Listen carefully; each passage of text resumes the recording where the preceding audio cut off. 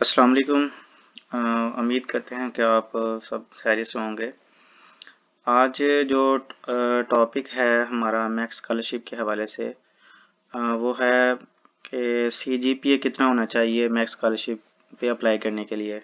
मैंने पहली वीडियो में एक्सप्लेन किया था कि मैक्स स्कॉलरशिप के दो वेज़ हैं, एक है यूनिवर्सिटी ट्रैक और एक है एम्बेसी ट्रैक, और दोनों के लिए आपको ज़रूरत होती है सीजीपीए कितना चाहिए, यानी कितना वो मिनिमम सीजीपीए है जिस पे हम अप्लाई कर सकें।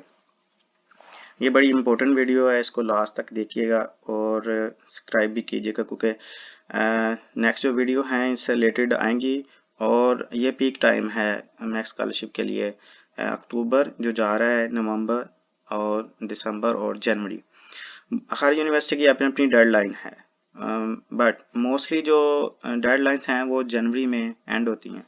तो सीजीपीए के लिए आपने सबसे पहले जो मैं चाहिए आपको मिनिमम वो है 2.3 या 2.3 से ग्रेटर हो। अब मसला ये आता है कि हम सीजीपीए को किस तरह कैलकुलेट करें। ठीक है, ये सारा लिखा हुआ है इधर, मैं पढ़ना नहीं चाह रहा, आप पढ़ लीजिएगा, नेट से भी डाउनलोड हो जाता है। ठीक है, और ये ग्रेडिंग सिस्टम लिखा हुआ है जिसपे आपने ये है कुछ एग्जाम्पल 1 और 2, एग्जाम्पल 1 2 और ये सारी चीज़ें, और इसको मल्टीप्लाई करना है अपने 3 से 2 से, ये सारा जो है नीचे लिखा हुआ है एक फार्मूला। कैलकुलेट इक्वलेंट जीपीए इन मैक्स स्टैंडर्ड टर्म्स। होता यह है कि number of group P3 means इस ग्रुप में आने वाले जितने भी सब्जेक्ट हैं उसको उसके क्राटर से मल्टीप्लाई करके 3 के साथ आपने मल्टीप्लाई करना है, और इसके बाद प्लस करके इसमें जितने आ रहे होंगे सी ग्रेड के, और मल्टीप्लाई करके उनके क्राटर के वो कितने ग्रेड का सब्जेक्ट है और उसको 2 से मल्टीप्लाई करना है, और इसके बाद ये और फाइनल जो जितने भी क्राटर होंगे उनको प्लस करके डिवाइड कर देना है। और जिस तरह इसने एग्जांपल दी है कि फ़र्ज़ किया कि आपका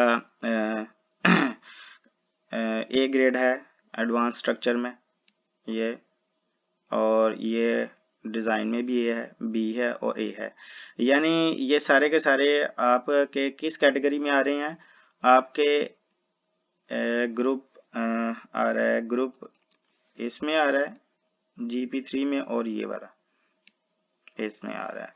तो इसने ये वाला क्राइटेरिया लिया हुआ है, ये वाला, ये यानी एग्जाम्पल नंबर 4।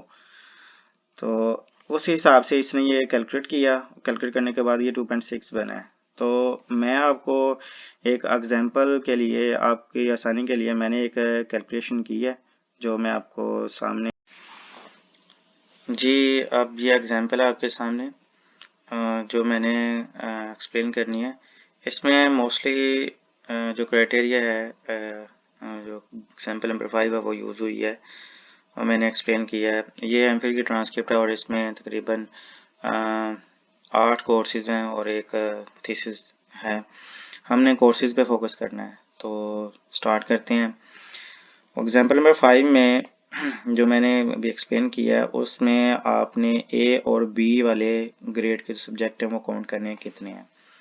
आपके पास यहाँ पे मैं काउंट करने लगा हूँ, एक बी है और बी प्लस है 2, ए 3, ए नेगेटिव 4, ए 5 और बी 6, यानी 6 सब्जेक्ट आ गए मेरे पास। अब इन 6 सब्जेक्ट्स को आपने मल्टीप्लाई करना है इनके क्वार्टर्स पे, जिस तरह आमतौर पे आप यूनिवर्सिटी पे करते हैं। तो ये सब्जेक्ट जितने भी हैं वो मेंशन किए होते हैं आपके सिलेबस में, कितने क्राइटेरिया के आपको पता होता है, यानी ये 3, हर एक सब्जेक्ट 3 का है।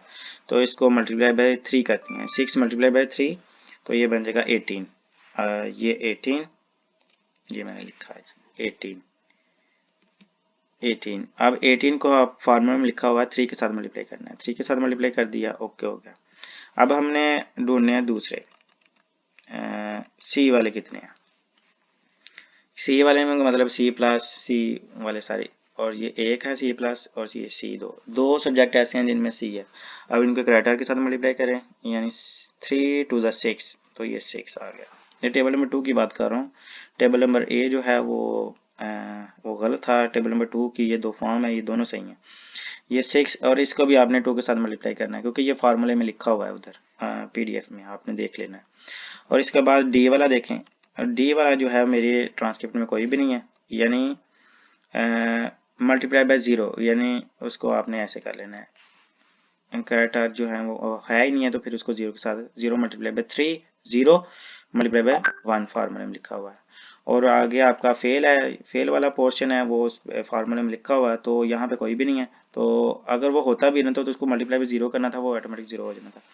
इन सबको आपने कैलकुलेट करना है, ये 66 और बाय 24, और ये आ गया 2.75, ये ग्रेटर देन 2.3 है, और ये एप्लीकेबल है। ठीक है जी।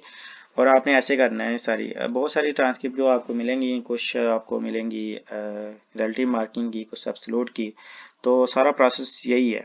ठीक है जी। थीसिस का अगर अकाउंट निकाल के करते हैं तो फिर के क्राइटेरिया इंक्लूड ना कीजिएगा, तो उसको कोर्सेज का अकेले अकेले निकालिएगा वो कितने हैं।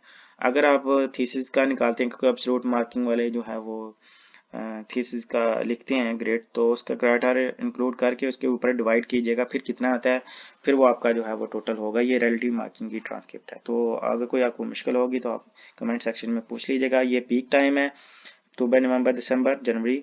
तो इस पे आप मेल्स करें सुपरवाइजर को, सारी चीज़ें। नेक्स्ट वीडियो की इंशाल्लाह इंतज़ार करें, उसमें मैं बताऊंगा कि एज लिमिट का क्राइटेरिया क्या है। अस्सलाम वालेकुम।